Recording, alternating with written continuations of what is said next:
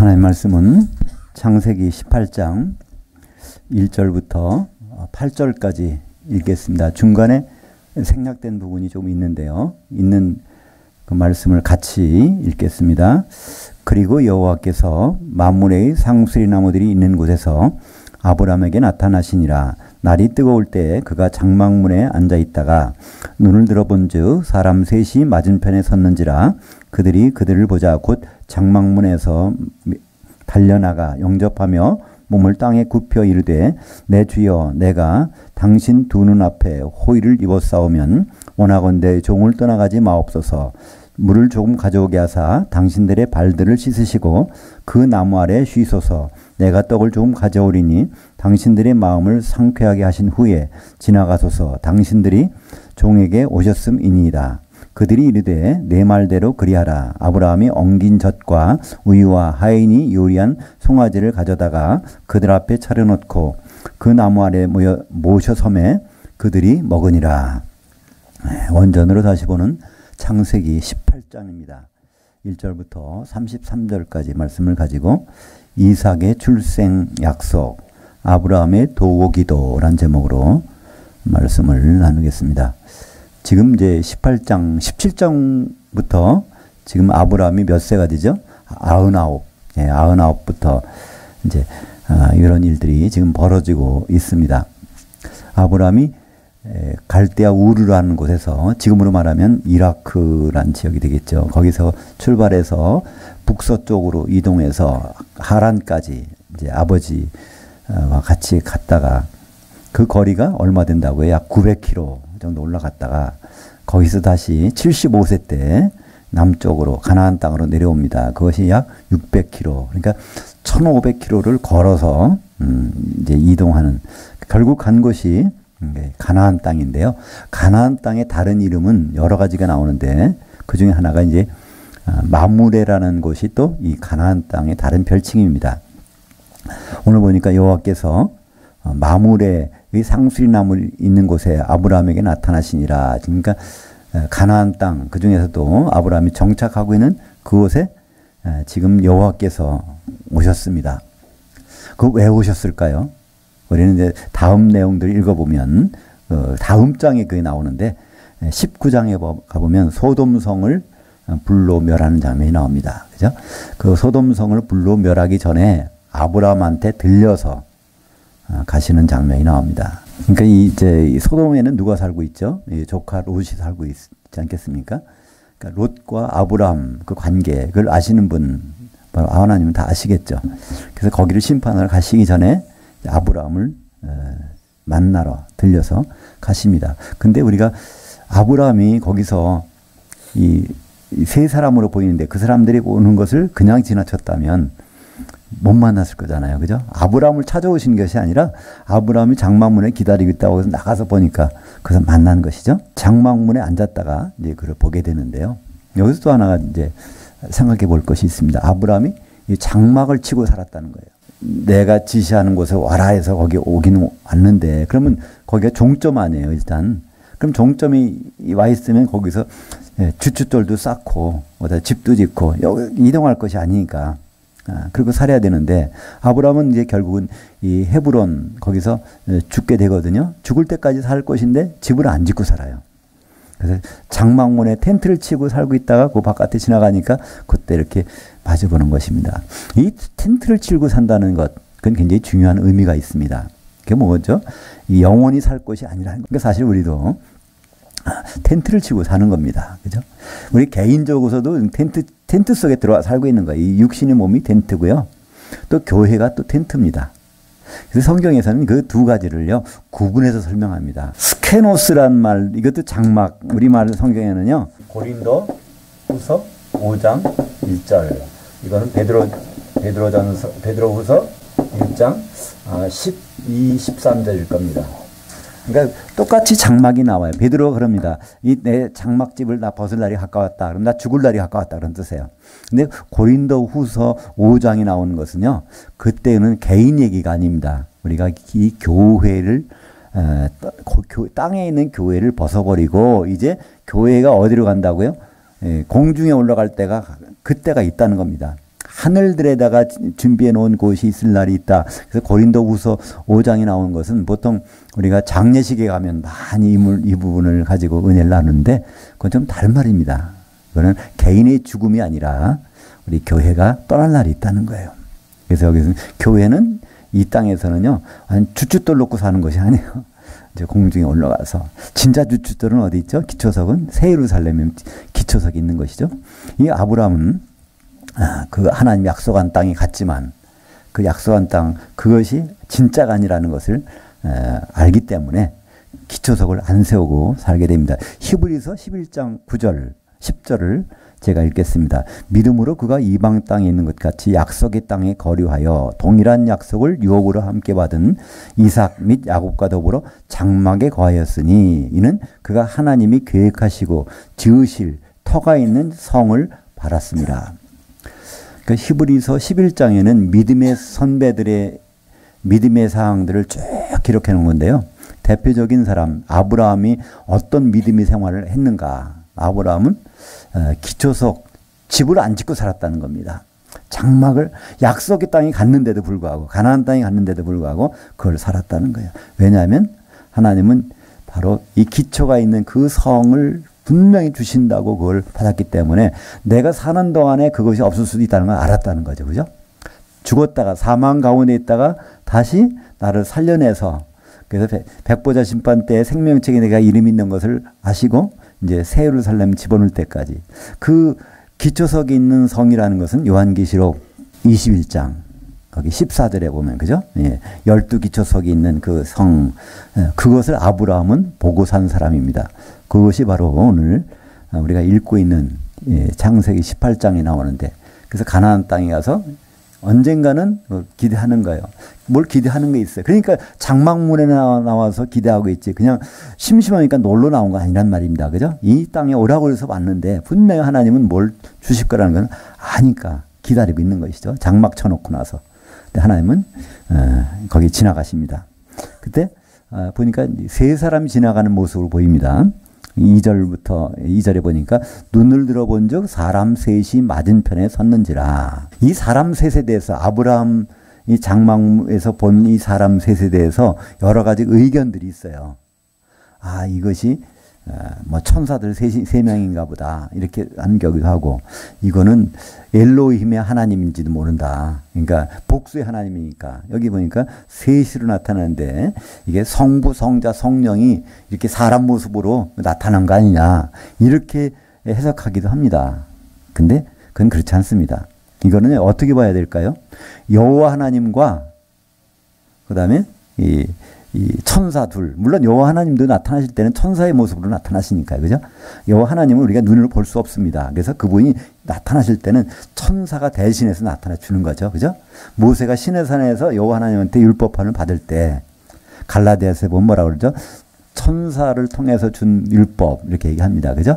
그래서 여기에 셋이 나타나는데 그래서 한 분은 여호와 하나님의 어떤 천사가 나타났고 둘은 보통 천사 이렇게 보시는 것이 더 맞는 말씀입니다. 왜냐하면 그 세 사람이 섰는지라 서 있다는 것이 복수예요. 셋이. 그러니까 여호와 하나님이 성부, 성자, 성령이 하셨다면 그분은 항상 단수로 표시됩니다. 창세기 1장 1절에 태초에 하나님이 천지를 창조하시니라. 그때요. 그때 하나님은 엘로힘 복수입니다. 근데 창조라는 것은요. 단수를 써요. 그러니까 복수가 어떻게 단수가 됩니까? 그러니까 삼위 하나님이 한 몸이 되셨다. 한 몸을 한자로 하면 뭐라고 그러죠? 이거를 한자로 하면 일체. 그래서 삼위 성부, 성자, 성령께서 엘로힘은 성부, 성자, 성령이시니까. 근데 창조하셨다는 동사는 단수니까 한 몸이 되셨다. 그러니까 일체. 그래서 삼위일체 하나님이라는 것은 창세기 1장 1절부터 등장합니다. 물론 성경에 보면요. 요한계시록까지 삼일체라는 말은 하나도 없어요. 그러나 삼일체라는 말을 안 집어넣고서는 해석이 불가능한 것이 창세기 1장 1절부터입니다. 왜냐하면 엘로힘의 하나님, 성부, 성자, 성령의 복수의 하나님이 창조하실 때는 한 몸이 되셔서 창조하신 빠라 동사가 단수니까. 그러니까 삼위의 하나님이 일체가 되셔서 창조하셨다. 이렇게 번역할 수밖에 없는 것입니다. 그래서 오늘 여기에 예, 아브라함 앞에 나타난 이 세 사람들은 거기에 섰다는 거예요. 근데 복수로 서 있어요. 따로따로 서 있으니까 이거는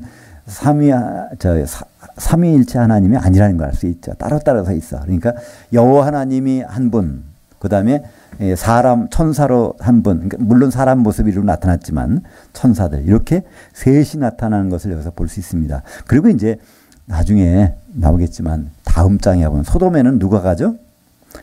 두 사람이 가는 거예요. 그러니까 두 천사가 거기 가는 거. 그러니까 아브라함한테는 이제 셋으로 나타나시고 거기선 두 천사만. 왜냐면 이 여호와 하나님은 아브라함하고 계속 말씀을 나누셔야 되니까. 근데 두 천사는 이제 소돔을 심판하러 중간에 먼저 가는 장면이 오늘도 나오게 됩니다. 그때 이 장면을 가지고 히브리서에서는요. 이렇게 얘기합니다. 히브리서 13장 2절을 볼까요? 손님 대접하기를 잊지 말라. 이로써 부지 중에 천사들을 대접한 이들이 있었느니라. 그러니까 히브리서의 13장은 결론 부분입니다. 히브리서 11장에서는 믿음의 사람들, 구약에 많은 믿음의 사람들이 있었는데 그들은 뭘 한다고요? 그들은 바로 히브리서 11장의 마지막 절에는 뭐가 있냐면요. 그들은 바로 우리가 아니고서는 그들이 온전함을 이루지 못한다는 거예요. 거기에 그렇게 결론이 납니다. 성도들이 아니고서는 구약의 그 믿은 사람들이 들어갈 데가 없다는 거예요. 성도들이 새 예루살렘을 구성하고 있으면 그러면 그들이 거기 들어올 수 있다는, 요한계시를 보면요. 하나님의 백성들이 그 성에 들어오는 게 나오잖아요. 근데 그 새 예루살렘은 성도들이 몸을 이루는 하나의 그죠? 거룩한 성이고요. 이 성을 마련할 사람들이 성도들이고 이 성에 들어오기를 바랐던 사람들이 구약의 성도들. 그러니까 우리는 히브리서 11장에 있는 사람들 대단하다. 아브라함 믿음을 본받아야 되지. 거기 나오는 뭐 이삭 믿음을 본받아야 되지. 아니요. 그들은 우리를 쳐다보고 있다니까요. 우리가 지금 예수님과 결혼하고 그다음에 1000년 지나면 새 예루살렘이 되면 그때 백보자 심판에서 구원받아가지고 들어갈 거. 그걸 하고 있어야 될 사람들이 전혀 그 구약의 다른 성도들을 본이라 보기려고 하면은 하나님이 이 일이 이루어지지 않는다는 거거든요. 그래서 히브리서 11장의 믿음은 인간의 믿음을 소개하고 있고요. 구약에 히브리서 12장에 가보면 12장 2절에 믿음의 창시자요 종결자이신 예수를 바라보자. 그러니까 믿음이라는 것은 예수님이 시작하신 분이고 예수님이 완료한 분이지 구약의 아브라함, 이삭 그런 사람들이 믿음이 했다는 얘기 아닙니다. 믿음이라는 것은 예수님이 시작하셨고 예수님이 끝내셨다는 것입니다. 도대체 믿음이라는 것이 뭐기 때문에 그럴까요? 믿음이라는 것은 피스티스라고 해서 설득당했다는 뜻이죠. 설득당한 거예요. 그러니까 예수님이 맨 처음 설득당한 분이라는 뜻이에요. 창세기 3장 22절에 그죠? 우리 중 하나가 선악을 아는 일에 우리 중 하나와 같이 되었으니. 그래서 성부, 성자, 성령 중에는 선과 악, 죽었다가 살아나는 일을 몸으로 경험한 일이 있어야 되는데 그것을 설득당하신 분이 예수님이시니까 빌립보서 2장 6절, 7절에 그죠? 그는 본래 하나님과 본체시나 하나님과 동등됨을 취할 것을 여기지 아니하시고 바로 종의 형체, 사람 몸으로 나타나서 십자가에 죽으심이라. 그래서 그분이야말로 아주 믿음을 시작하신 분이에요. 십자가에서 그걸 이루신 분이란 말이죠. 그 믿음으로 우리는 구원을 받는 것입니다. 그죠? 내가 열심히 있는 믿음은 언제 없어질지 몰라요. 불안해 이거는요.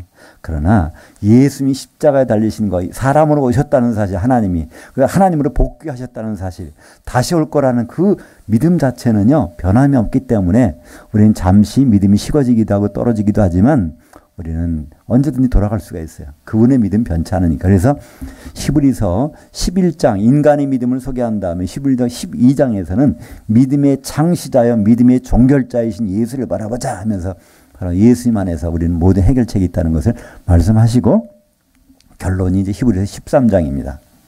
그 히브리서 13장이 중에서 우리가 잘 아는 말씀이 있어요.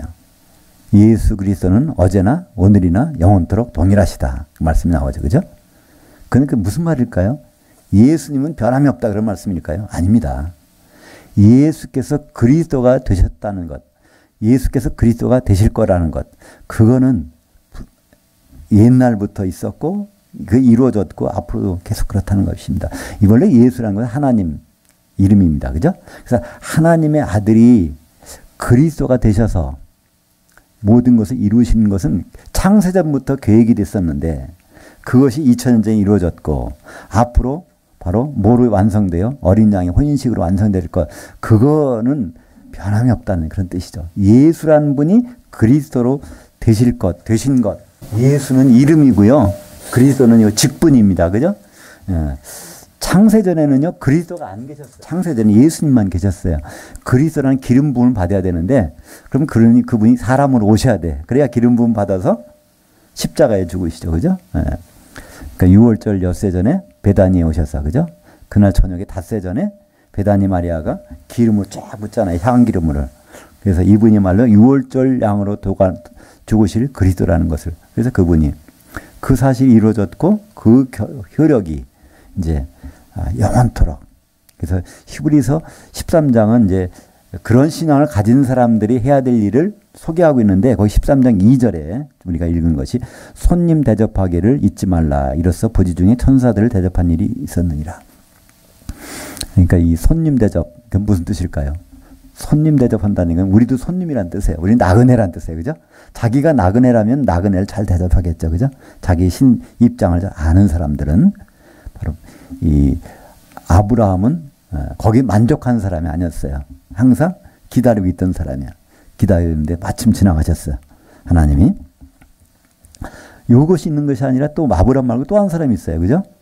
창세기 19장에 보면 1절에 저녁 때 두 천사가 소돔에 이르니 마치 롯이 소돔 성문에 앉아 있다가 그들을 보고 일어나 영접하고. 그러니까 그 이제 여호와 하나님은 거기서 빠지시고 이 두 천사가 이제 소돔성에 들어가서 왔을 때 누구가 영접합니까? 롯이 거기서 영접합니다.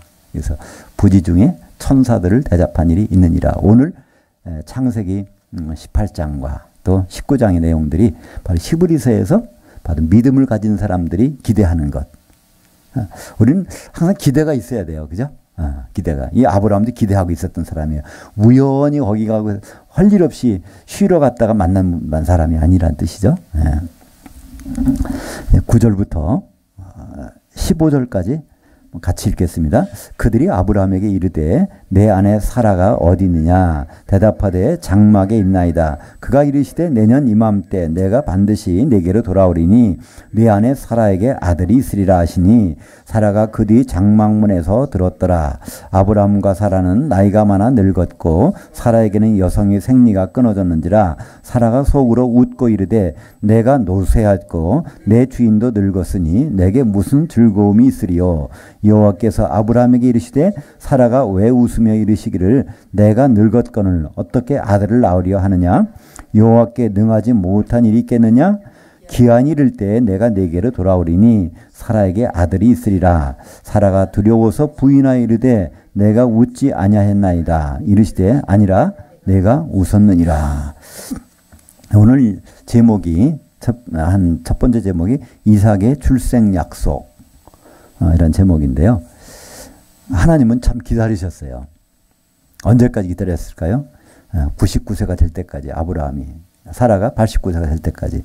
이때 무슨 일이 벌어졌죠? 그전에는 사라는 원래 불임증 환자이기 때문에 애를 못 낳는다는 기정사실이에요. 근데 아브라함은 애를 낳을 수 있잖아요. 그래서 뭐 아브라함 나를 통해서 씨를 주신다 그랬으니까 그게 뭐 이렇게 대수롭지 않았단 말이에요. 근데 99세가 되니까 아브라함도 자신이 없는 거예요. 불가능한 거예요. 그건 누가 알았어요? 둘 다 알았단 말이에요. 특별히 누가 아냐면 여자분들이 또 눈치가 빠른가 봐. 이제 사라가 아는 거예요. 우리 남편은 지금 어떤 여자를 만나도 아기를 못 낳아. 자기는 원래 못 낳고. 그러니까 적어도 14년 전만 해도 그래도 괜찮아서 그래서 내 첩을 그러니까 그 종을 줬더니 하갈한테서 애가 낳았는데 그때만 해도 그 가능성이 있었는데 지금은 자기는 원래 안 되고 아브라함 남편도 안 된다는 거예요. 그때가 바로 뭐가요? 하나님이 시작할 수 있는 시간이에요. 그죠?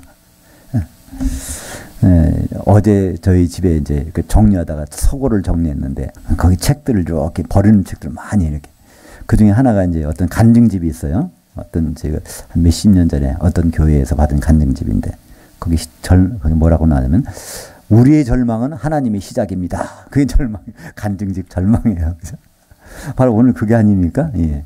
그러니까 사라는 뭐 그럴 수 있다고 쳐도 원래 불임증 환자니까 원래 성경에서요 히브리 창세기 11장 아마 30절인가요?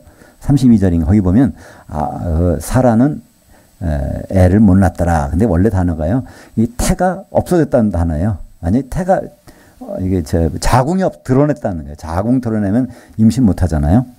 그런 여자니까 당연히 그렇다고 치지만 아브라함은 그래도 이렇게 86세에 아들 낳았잖아요.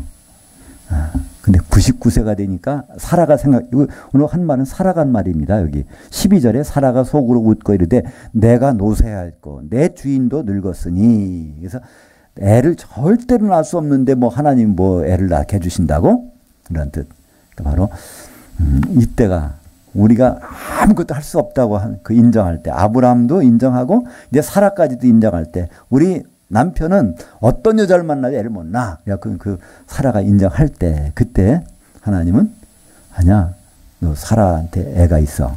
이런 거예요. 물론 그거는 아브라함의 아이겠죠. 그러니까 아브라함과 사라 둘 다 생식 능력이 있도록 누가 하신다고요? 하나님 하시겠다는 겁니다. 그래서 지난번 이름을 바꿔주실 때부터 그러니까 이름을 바꿔준다는 얘기는 그렇게 하시겠다는 얘기예요. 원래 사라를 사레였죠. 그걸 사라를 바꿔주십니다. 이 사레라는 것은요. 사라이 그거를 우리말로 사레라고 하고 이 사라라는 뜻은 사라라는 것은 여왕 모든 만민의 여황 여주인이라는 뜻이에요. 근데 여기 이가 붙으면 내 여주인이라는 것입니다. 내 여주인. 그러니까 내 거에서 모든 사람을 그러니까 거기서 많은 씨가 나온다는 거죠. 많은 자손들이.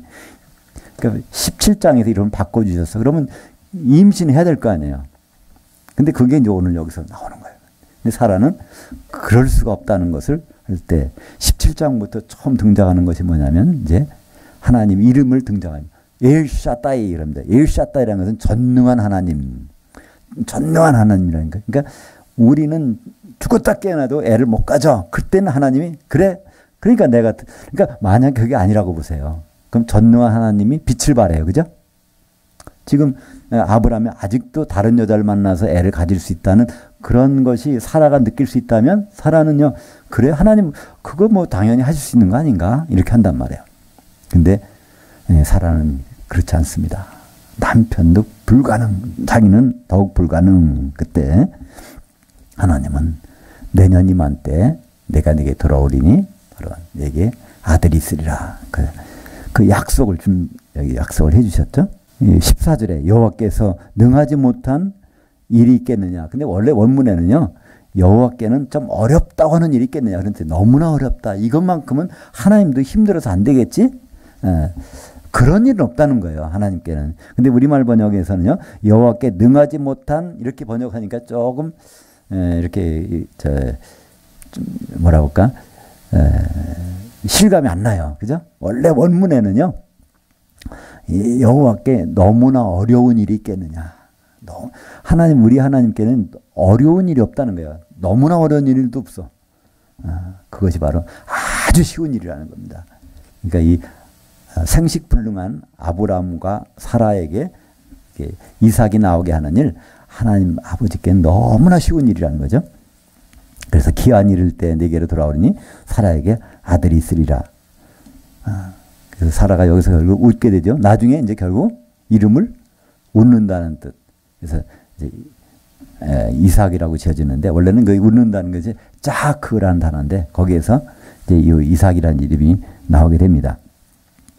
창세기 17장 17절 여기에서 벌써 이제 요 전후 관계가 조금 더 자세히 나오죠. 17절과 18절 19절을 같이 읽겠습니다. 창세기 17장 아브라함이 엎드려 웃으며 속으로 마음속 이르되 100세 된 사람이 어찌 자식을 낳을까 사라는 99세에 어찌 출산하리요 하고 아브라함이 이에 하나님께 아뢰되 이스마엘이나 하나님 앞에 살기를 원하나이다. 하나님이 이르시되 아니라 내 아내 사라가 내게 아들을 낳으리니 너는 그 이름을 이삭이라 하라. 그래서 이름까지 져줬어요. 베드로전서 3장 6절 사라가 아브라함을 주라고 칭하여 순종한 것 같이 너희는 선을 행하고 아무 두려운 일에도 놀라지 아니하면 그녀의 딸들이 된 것이니라. 이 사라가 한 말 중에 자기 남편을 주라고 그랬어요. 그게 이제 12절에 나오죠. 사라가 속으로 웃고 이르되 내가 노쇠하였고 내 주인도 늙었으니. 보통 그러죠. 내 남편도 이렇게 해야 될 거 아니에요. 그죠? 내 남편도 늙었으니. 그래서 내 남편, 이쉬라는 말이 있는데 이쉬를 안 쓰고 여기서 아도나이라고 쓴 거예요. 내 남편 아도나이. 사라하고 이것을 베드로전서에서는 기록하는 거예요. 뭐예요? 남편과 아내와의 관계가 너무나 중요하다는 거예요. 그 아내는 어떻게 된다고요? 남편한테 전적으로 주인처럼 복종해야 되는 거예요. 노예와 주인과의 관계처럼 복종해야 되는 거예요. 그래서 남편은 된 분들은 되게 좋아하실 거예요. 그죠? 아내는 내 노예야. 이렇게. 근데 저긴 어때요? 남편은 어떻게 하라고요? 더구나? 죽기까지 사랑해야 되는 거야. 죽기까지. 그러니까 십자가, 예수님이 십자가에서 죽을 정도로. 그러니까 남편은 더. 여하튼 그 관계를 왜 자꾸만 그렇게 말씀할까요? 우리 신앙생활 속에서 하나님과 우리, 예수님과 주님과의 관계는 남편과 아내의 관계거든요. 그 우리 삶 가운데서 그걸 해보라는 거예요.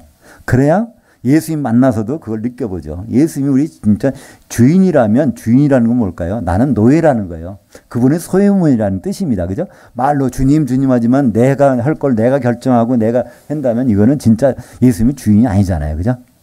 바로 이 사라는 것은 교회의 모습이라고 볼 수 있죠? 바로 이 교회는 주님을 정말 주인처럼 생각해야 되는데 우리가 그걸 못했다는 거죠. 못하고 있는 것. 그러나 사라는 그렇게 했다는 겁니다. 정말 남편이지만 남편이라고 생각하지 않고 자기 주인이라고 생각했다는 거예요. 근데 이 주인이 애를 못 낳게 생겼으니 근데 하나님은 할 수 있다는 겁니다. 그래서 하나님은 그분을 이렇게 하신 것 같아요. 그 부분을. 그러니까 사라에게 가장 하나님다운 일을 만들어 표현하는 것이 그거 아니겠습니까? 남편이 생식이 불가능한 것이 확실한데 그거를 바꿔주신다면 야 전능한 하나님이라는 걸 알 수 있지 않겠어요? 남편이 돈 못 번 줄 알았더니 돈 많이 버네? 뭐 그런 일이라는 건 별거 아닐 것 같아요. 그죠? 근데 이것만큼은 누가 대신해 줄 수 없는 거잖아요. 남편이 애를 못 낳는 것은 확실한데 애를 낳게 해주는 것만큼은 하나님은 그런 모습으로 전능하신 하나님을 우리에게 보여주고 있습니다. 16절부터 20절까지 같이 읽겠습니다. 그 사람들이 거기서 일어나서 소돔으로 향하고 아브라함은 그들을 전송하러 함께 나가니라. 여호와께서 이르시되 내가 하려는 것을 아브라함에게 숨기겠느냐? 아브라함은 간대한 나라가 되고 천하 만민은 그로 말미암아 복을 받게 될 것이 아니냐. 내가 그로 그 자식과 권속에게 명하여 여호와의 도를 지켜 의와 공도를 행하게 하려고 그를 택하였나니 이는 나 여호와가 아브라함에게 대하여 말한 일을 이루게 하려 함이니라. 여호와께서 이르시되 소돔과 고모라에 대한 부르짖음이 크고 그 죄악이 심히 무거우니 내가 이제 내려가서 그 모든 행한 것이 과연 내게 들린 부르짖음과 같이 하는지 그렇지 않은지를 내가 보고 알려 하노라. 그래서 이제 두 사람은 먼저 갑니다. 하나님이 아브라함에게 할 일을 여기서 말씀하시죠. 그러니까 여기 보면 그래요. 아브라함이 이제 나가는데 그냥 안녕히 가세요. 끝나면은 이 얘기를 못 들어요. 근데 아브라함이 이제 여호와 하나님이 가시는 것은 이제 배웅을 나갔어. 그때서야 비로소 말씀해 주는 거예요. 그죠? 사실은 소돔 심판하려고 가는 길에 여기 들렸다. 이 얘기 필요하잖아요. 여기서.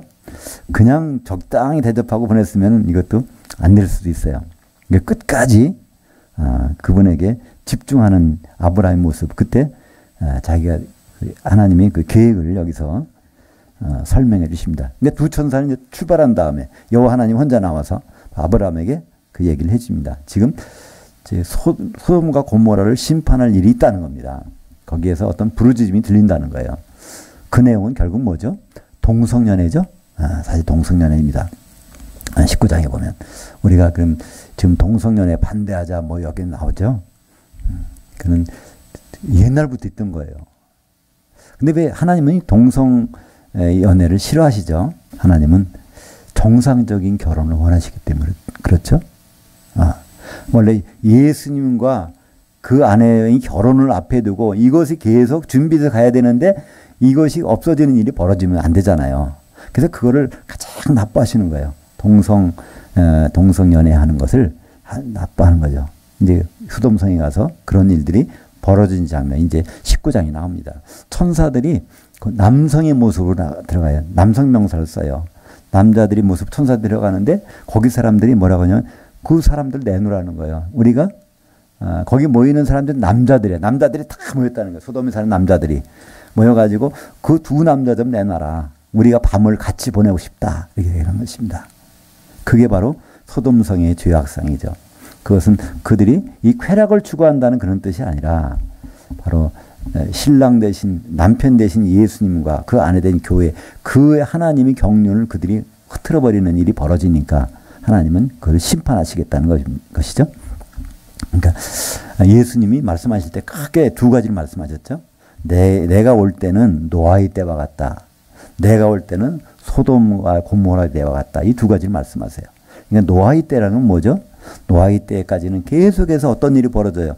하나님의 아들들과 사람의 딸이 결혼해가지고 영이 없는 사람이 나타나는 거예요. 그러니까 예수님 오실 그 길들이 점점 없어지는 일들이 벌어지니까 거기서 그들을 쓸어버리시는 일이 나타나죠. 같은 예수님 오시는 길을 그들이 없애버리는 거예요. 그러니까 소돔에서는 어떤 일이 벌어지고 있었습니까?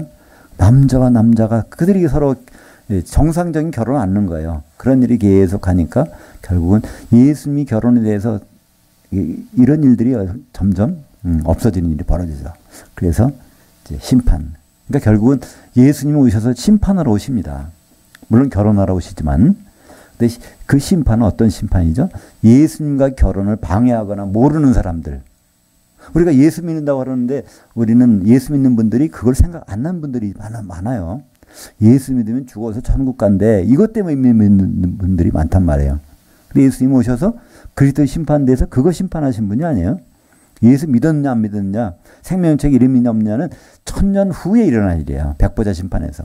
예수님 오셨을 때는 바로 기름 준비됐냐, 혼인잔치 들어갈 수 있느냐, 이것만 보시겠다고 하는데 우리 예수 믿는 분들은 거기에 관심이 없단 말이죠. 소돔 사람들이 전혀 그런 것에 관심이 없는 것처럼. 베드로후서 2장 6절 7절 8절을 같이 읽겠습니다.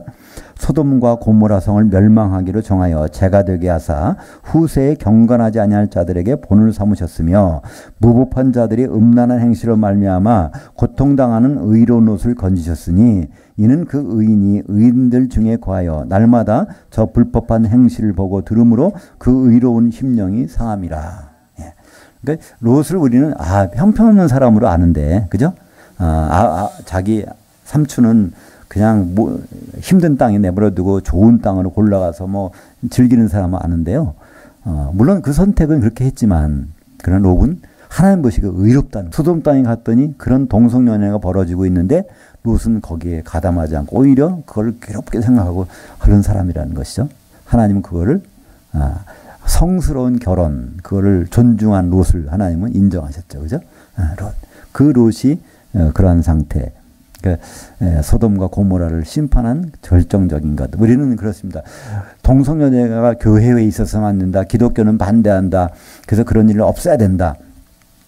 우리는 그것도 일리는 있어요. 그러나 하나님이 그거 하라고 하셨을까요? 우리는 오히려 그런 일들이 벌어지면 오히려 주님이 오실 때가 가까웠으니 주님과의 온전한 결혼을 준비하는 데 신경을 쓰는 것을 해야지, 동성연애만 반대하고 다니다가 결혼 준비 안 하면 어떻게 될까요? 그죠? 결혼식은 열릴 때가 됐는데 청첩장만 돌리고 다니고 준비 안 하고 있으면요, 나중에 어떻게 될까요? 우리가 예수 믿는다는 것, 직결된 문제는요, 결혼입니다. 예수님 오셔서 결혼잔치부터 하시잖아요. 백보자 심판은 나중에 천년 후에, 천년왕국 지난 다음에 일이고, 우리가 예수님을 만나는 것은 다 만납니다. 고린도후서 5장 10절에 보면 우리가 다 맞아? 선악간에 그 몸으로 행한 것을 따라 심판을 받으려 함이라. 우리가 다 만나요. 22절부터 25절까지 읽겠습니다. 그 사람들이 거기서 떠나 소돔으로 향하여 가고 아브라함은 여호와 앞에 그대로 섰더니 아브라함이 가까이 나아가 이르되 당신께서 의인을 악인과 함께 멸하라 하시나이까. 그 성 중에 의인 50명 있을지라도 주께서 그곳을 멸하시고 그 50의인을 위하여 용서하지 아니하시리까.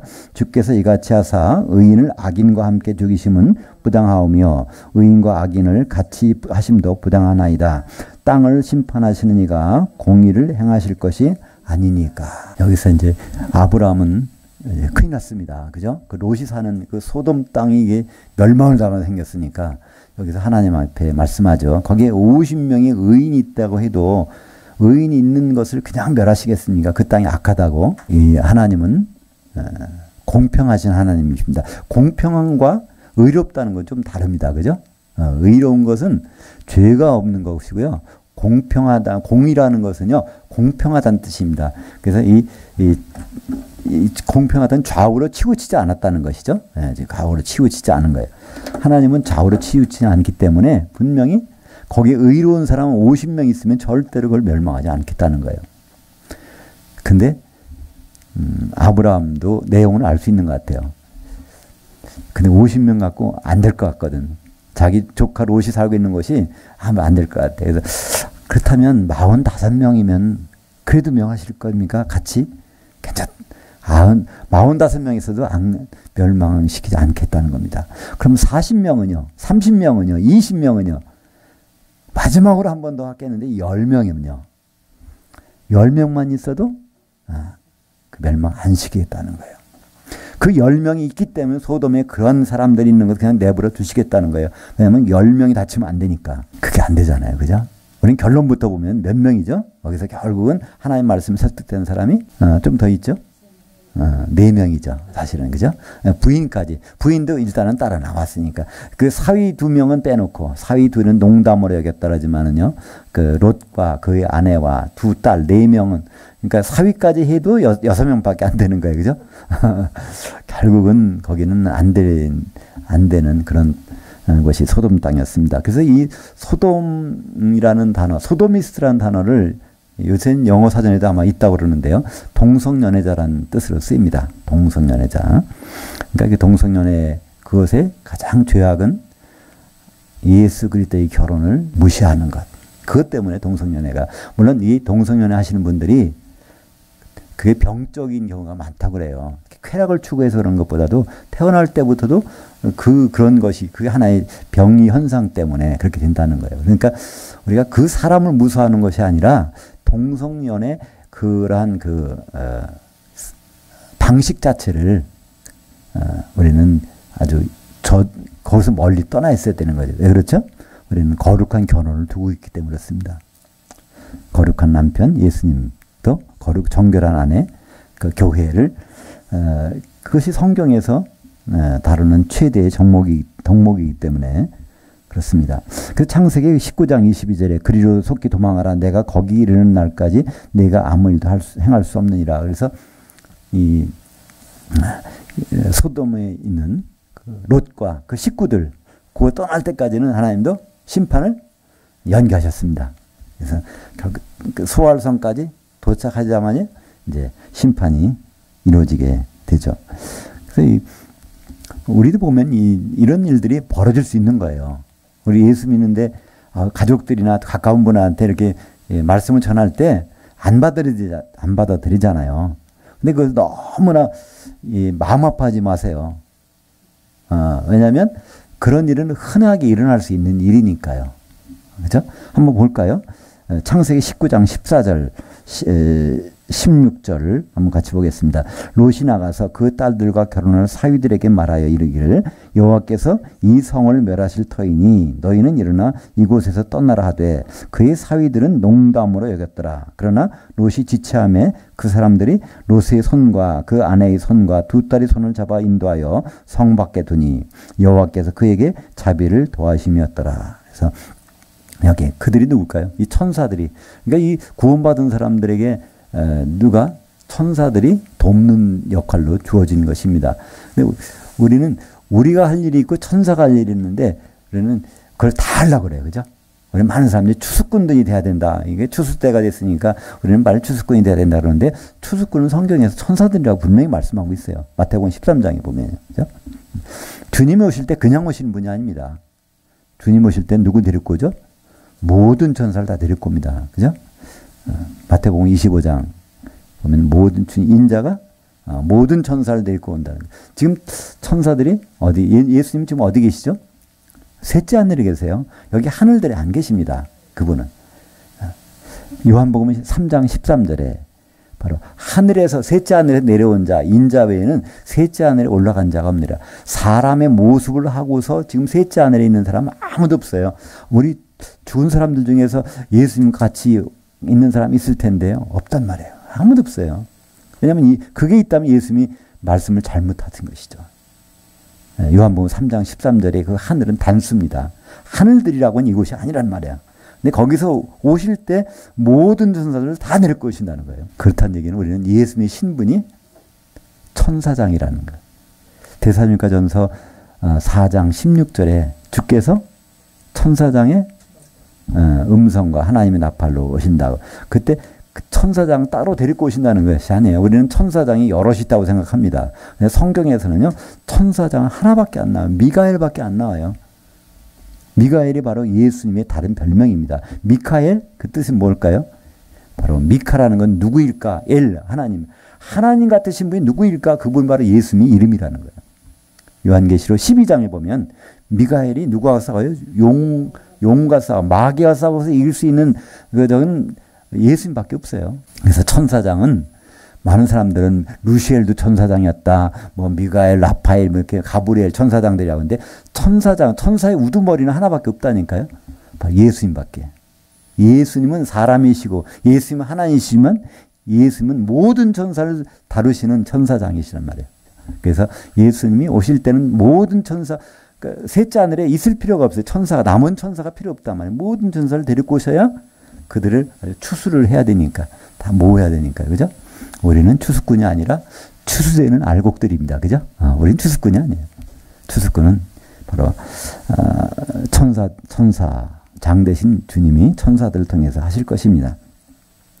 요한계시록 18장 4절 같이 읽을까요? 또 내가 들으니 하늘로부터 다른 음성이 나서 이르되 내 백성아 거기서 나와 그녀의 죄들에 참여하지 말고 그녀가 받을 재앙들을 받지 말라. 네, 여기서 그녀가 누굴까요? 그녀는 타락한 교회의 성도들, 타락한 교회의 그룹들, 타락한 교회, 큰 성 바벨론, 거기 있다가는 그들이 받을 벌, 어떤 벌이죠? 불 섞인 유리바다에 던져지는 벌에 같이 받는다는 거예요. 바로 불지옥에 같이 들어간다는 겁니다. 1000년 동안 같이 있게 된다는 거예요. 좀 굉장히 심각한 얘기 아닙니까? 그러니까 남의 얘기 아니거든요. 그죠? 예수 믿는 사람들 가운데 그런 일이 벌어진다는 거예요. 예수 안 믿는 사람들은 음부에서 있다가 나오겠지만 예수 믿는 분들은 일단은 다 올라갑니다. 데살로니가 전서 4장 16절에는요. 그리스도 안에서 죽은 자들이 먼저 그리스도 안에서 죽은 자라야만이 올라가지 그리스도 예수 믿지 않고 죽은 자들은 계속 음부에 있는 거예요. 그죠? 근데 올라가긴 올라가되 거기서 기름이 있는지 없는지는 거기서 따져야 되는 거고요. 그건 참 심각한 얘기죠. 그러니까 바로 거기 내 백성아 기름이 없는 사람들 모여 있는데 계속 있다가 나중에 올라가서 불 섞인 유리바다에 던져지지 말라는 것이죠. 요한계시록 18장 20절과 21절 하늘과 성도들과 사도들과 선지자들아 그녀로 말미암아 즐거워하라 하나님이 너희를 위하여 그녀에게 심판을 행하셨음이라 하더라. 이에 한 힘센 천사가 큰 맷돌 같은 돌을 들어 그 바다에 던져 이르되 큰 성 바벨론이 이와 같이 비참하게 던져져 결코 다시 보이지 아니하리로다. 그렇잖아요. 여기에 누가 기뻐하라고요? 성도들과 사도들과 선지자들. 여기 사도들과 선지자들은 사도들은 선지자들이에요. 에베소서 2장 20절에 보면 바로 너희는 사도들 곧 선지자들이 기초서구에. 그러니까 이게 사도들 따로 있고 선지자들 따로 있다는 얘기 아닙니다. 그러니까 하나님 보시기에는 예수님의 제자들은요. 딱 두 그룹밖에 없어요. 사도 아니면 성도예요. 뭐 목사는 성도예요. 사실은. 그죠? 네. 사도는 12명밖에 없으니까 12사도. 근데 일에 따라서 목사, 장로 이렇게 부르긴 하지만 요한계시록에서는 목사님 나와요? 안 나오거든요. 요한계시록 집사님 나옵니까? 안 나와요. 요한계시록 권사님도 안 나와요. 요한계시록에서는 성도들이냐 아니면 사도들이냐 이것만 나옵니다. 그들이 언제 즐겁다고요? 바로 그녀가 큰 성 바벨론 타락한 교회 성도들이 이제 거기에 빠지는 날이 있다는 겁니다. 그죠? 큰 불 섞인 유리바다에 던져지는 날이 분명히 있다는 거죠. 이렇게 선명하게 돼 있는데도 많은 분들은 이 부분에 대해서 잘 그 감각이 없으신 것 같아요. 분명히 빠지는 날이 있다고 하는데도 그것이 좀 실감이 안 나는 분들이 좀 있는 것 같습니다. 이 모든 기도, 이것을 무슨 기도라고 그러죠? 아브라함은 지금 누구를 위해서 기도합니까? 조카 롯과 그 가족들을 위해서 기도하는 거잖아요. 그 기도를 많은 사람들은 뭐라고 그러죠? 중보기도라고 하는데, 사실 그거는 중보기도라는 것은요, 예수님밖에 할 수 없어요. 중보자는 예수님 한 분밖에 없으니까. 중보라는 뜻은요, 양쪽을 다 같이 갖고 계셔야 돼요. 하나님께 중보기도를 한다? 그러면 사람도 되고 하나님도 돼야 돼요. 이 세상에서 사람도 되고 하나님 되는 분은 예수님밖에 없어요. 그러니까 중보기도는 예수님밖에 할 수가 없습니다. 근데 왜 우리는 자꾸만 중보기도 합시다 그러죠? 그거는 용어를 잘못 선택해서 그렇습니다. 그 용어가 나오는 것이 디모데전서 2장 1절. 그러므로 내가 첫째로 권하노니 모든 사람을 위하여 간구와 기도와 도구와 감사를 하되, 이 도구가 바로 자기 문제가 아니라 우리 형제들에 대한 문제를 가지고, 다른 문제를 가지고 기도해 주는 것, 이것을 도구기도라고 그러는데, 도구기도를 안 쓰다 보니까 중보기도가 됐고, 그래서 우리는 그냥 중보기도 팀, 중보기도. 그런데 뭐 그게 나쁜 건 아니지만, 같은 성경에서는 우리가 구분할 필요가 있다는 겁니다. 그죠? 중보기도는 예수님만이 중보자이기 때문에 우리는 도구기도를 하는 것. 아브라함이 이 도구기도 하는 그 모형을 보여줍니다. 왜 그 기도에 소돔이 멸망하지 말라고 기도한 것이 아닙니다. 근데 소돔에게 불 내리지 말라고 기도한 것이 아니라, 소돔에는 누가 있기 때문에요? 바로 조카. 다시 말하면, 지금 말하면 형제의 관계, 그 관계가 얼마나 중요하고, 하나님은 그 기도를 들으신다는 것입니다. 바로 이삭이 출생하게 된 시기, 이거는 바로 언제라고요? 아브라함과 사라가 불가능하다고 선언할 때, 그때 하나님은 비로소 하나님을 시작할 수 있는 때, 그리고 아브라함은 형제를 위해서 기도하는 모습의 본을 우리에게 보여주고 있습니다. 그 기도를 하나님은 들어주십니다. 그죠? 그건 역사적인 사실로 남지 않습니까? 그래서 이 롯이 소돔에서 구원받아서 있던 이 사건, 그것은 바로 우리 형제 간에 우리 어떤 모습으로 주님 앞에 설 것인가를 우리에게 말씀해 주고 있습니다. 기도하겠습니다. 하나님 아버지, 참 감사합니다.